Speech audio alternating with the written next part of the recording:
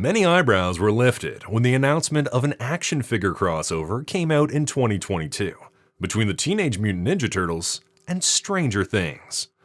Playmates wasn't a stranger to making outlandish crossovers with properties like Street Fighter and Karate Kid. But at least those properties had a place for ninjas in them. So how could the world of Stranger Things cross over with the Teenage Mutant Ninja Turtles? Funny you ask, since that is the question we will be answering today.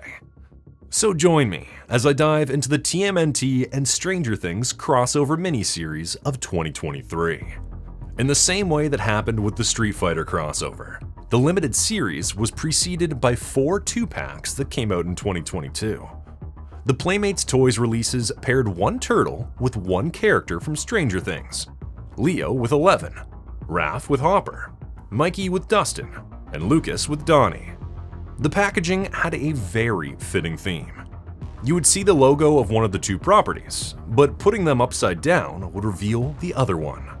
A very smart nod to the upside down realm from Stranger Things. For the Turtle fans, Playmates sculpted new heads, and I think bodies too, for the Turtles, resembling how they looked in 1985, all wearing red bandanas. At the back of the packaging, we already got an idea of what kind of story would bring them together. The Turtles would have tracked TCRI's latest illegal experiments to the Upside Down in Hawkins, Indiana. They would have teamed up with Eleven and her friends to stop the next TCRI experiment there. It's hard to tell if the line was only supposed to have 4 releases, or if there was simply not enough interest in the crossover. And without a reason for them to be together, you could understand why it was a stretch. So at some point, somewhere, someone decided to fix that confusion.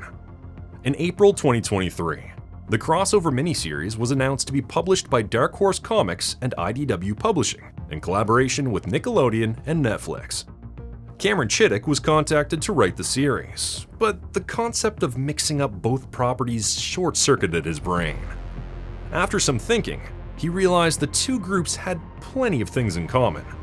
They both started in the early 80s, had elements of weird science, and were starred by some eccentric teenagers. Still, with so many characters involved, Cameron made sure to write down the North Stars of his story so that he would never lose track of why this story mattered and how it would impact these characters. I'll go over his points later in this video. Since the story takes place after the second season of Stranger Things, the year was already established to be 1985. Considering the time that passed between the first issue of the Turtles and their return from space, the story would take place after the Turtles' encounter with the Utroms. To make the setting stick, artist Pharaoh Pei tried to follow Kevin Eastman and Peter Laird's style, and he even replicated some of the most iconic panels of those early comics. The creative team was completed with Sophie Dodgson in colors and Russ Wooten in letters. While the story isn't canon to either of these universes, I feel I need to give you a quick overview of what happened to the Stranger Things side of this crossover. Stranger Things took place in Hawkins, Indiana, where a young boy named Will Byers mysteriously vanished. His friends and a girl with telekinetic powers named Eleven uncovered a parallel dimension called the Upside Down, filled with terrifying creatures like the Demogorgon and the Demodogs. Eleven, the result of highly unethical scientific experiments, was the key to opening gates to the other side, and together they rescued Will. However, Will remained connected to the Upside Down and under the influence of the Mind Flayer, a creature seeking to take over both worlds. The Hawkins gang eventually fought to stop these forces. So that's when the story starts, in New York City in 1985. The kids were on a field trip, happy to be out of Hawkins for a change. They were joined later by Eleven, who had to take a different bus to get there. But while waiting for her, they lost track of their group. They rushed to the subway station to look for them, but they were already gone. But while there, things took a dark twist as they heard sounds of Demodogs. Curious and feeling like they may have brought them to New York with them, they decided to go down the tunnels and check. But what they found was beyond their expectations. These weren't just Demodogs. they were mixed with Demomousers and were only saved on time thanks to the swift help of the turtles. But even our heroes in a half-shell weren't ready for the Demodogs, and when they came under attack, 11 returned the favor by taking care of them. Perhaps the two groups recognized each other as the misfits they were, or maybe the kids didn't find the turtles to be freaks. Whatever it was, the two groups clicked immediately, and the turtles took them to their lair, where they explained each other's origin story, introducing them to the concept of the Upside Down. The kids weren't naive. Their problems seemed to have followed them to New York City, putting millions of lives in danger. The turtles identified with their sense of responsibility and offered to help them track down the Demodogs. After all, they were using Baxter Stockman's technology. 11 went into the void to find the location of Baxter, who wasn't in prison like he was supposed to be. But she also found out something that troubled her. Baxter wanted her to find him in the first place. Realizing they now had two guests, the group split in two. Leo, Mikey, Lucas, Mike, and Will would follow the traces of the Demomousers down the subway tunnels. At the same time, 11, Raph, Dustin, Max, and Donnie would go find Stockman. The subway team traced the spores down to their source, inside a subway train car with a gate to the Upside Down. The unique location of the gate was horrifying in itself. It meant that there were probably many monsters in the city along the path of this subway line. But more terrifying than that was the emergence of two Demogorgons. The turtles tried to fight them back, but thanks to the kids' previous experience with the creatures, they managed to survive, as they mixed their weapons with fire. Looking at the gate, Will realized there were probably people trapped in the Upside Down, and knowing how hard it is to survive there, he urged the others to go to the other side and rescue them. Meanwhile, the team Raph branded as the Brains ran into a small army that was already expecting them. Baxter knew about 11 thanks to his friendship with her papa. They took 11 to perform an experiment and then tased and imprisoned the others. But of course, those cells weren't meant to hold mutant turtles, and the others escaped. Looking for their weapons, they ran into the experiment that had both 11 and Baxter connected to each other. Baxter was passing as Hopper in her mind, trying to push her into opening a gate to the Upside Down in the real world.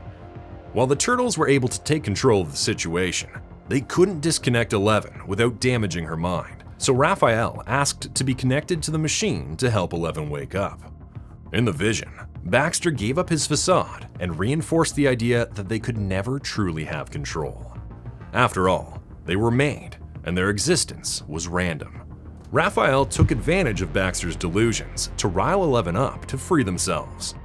Now under the turtles' control, Baxter explained that after seeing the Demodogs, he decided to infiltrate them with his mousers to monitor their behaviors. Since he knew Dr. Brenner, he already knew about the experiments with 11, so he tried to use her to create a gate to the Upside Down. But then, this left the Brains with a new question. If Baxter didn't open the original gate, then who did? In the Upside Down, the other group found a pile of missing passengers. But they weren't just any passengers. One of them was an Utrum, who revealed they were all prey to the Mind Flayer. It all started in TCRI. As you probably remember, the Utrums were stuck on Earth and trying to develop their transmat device to return to their homeworld. It was while working on that device that a canister of ooze mutated the turtles. But this device wasn't their only research. There were other means of interdimensional travel, and they were trying to discover one that worked. Unfortunately, they opened a gate for the Mind Flayer, who quickly took control of two of them and forced them to open a gate in the subway. Or at least that's what he made one do. The other Utrum was taken to Times Square to open a portal big enough that it could suck half the city into the Upside Down. In our world, the Brains figured out that the Utrums were probably the reason for the original portal, and then decided to control the Demomousers to lure the others back to the Upside Down. After hearing about lights flickering in Times Square on the radio, they decided to call April and Casey to help them get there in time. The Utrum and Will had a heartfelt moment, as the Utrum felt horrible about yet another experiment gone wrong. But Will eased his mind. To him, the Utrums were stranded on Earth, and all they wanted to do heroes return home. Something he, who spent some time trapped in the Upside Down, could relate to. The two groups arrived at Times Square, ready to prevent the Mind Flayer's plan from happening. Next to the portal, they crossed to the real world, freed the other Outram, sent the Demodogs back to the Upside Down, and then destroyed the portal device. By the end of their adventure, the two groups said goodbye, and the kids rejoined their field trip because, in 1985, it was okay to lose a bunch of school kids in the streets of New York, as long as you got them back. Knowing Cameron's North Stars makes analyzing this story a little easier. According to this document, the story's central theme was home, or more specifically, where we come from and where we call home, as well as how to keep going. The inner conflicts of the characters were also very well laid out. The kids felt guilty for bringing their problems to a new city, while the turtles were fed up being outcasts despite saving the city a few times. Having been trapped in the Upside Down before, Will was the central character to develop these themes.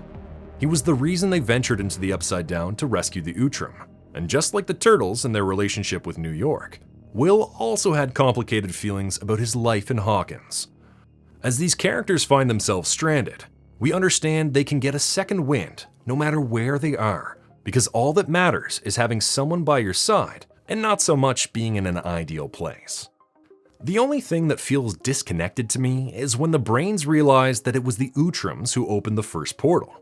This was unnecessary, as they already knew they had to go to Times Square, and I feel the story wouldn't have changed if they didn't know who opened it.